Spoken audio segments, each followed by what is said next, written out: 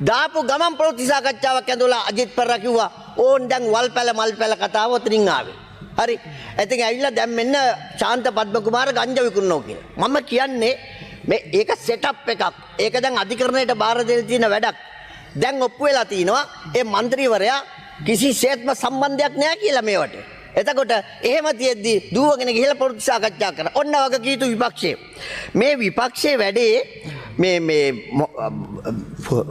පුදුම විපක්ෂයක් ගරු මූලාසනාරූඪ മന്ത്രിතුමනේ මේකේ වෙලා තියෙන්නේ අර මෙතුමා කියපු උදාහරණයම තමයි මූදේ ඉන්න කැස්බෑවව ගොඩට අරගෙන ඇවිල්ලා ගේට්ටු කණුවක ගැව්වහම අර කැස්බෑවා පුළුවන් තරම් බඩට ගහ ගන්නවා පපුවට ගහ ගන්නවා දැන් ඉතින් අතපය දික් කරන එකනේ කරන්නේ ඉබ්බව අනිත් පැත්ත ඇරුවාමත් එහෙමයි ඉබ්බත් කරන්නේ මේ වගේ අතපය වනවන ඉන්නවා එතකොට මෙතෙන්ට ඇවිල්ලා කියන්න දෙයක් නැති වුනහම මොකක් හරි බේගලයක් මෙතන ඇවිල්ලා අතාරින්න දැන් විපක්ෂ නායකතුමා අද උදේ ඇවිල්ලා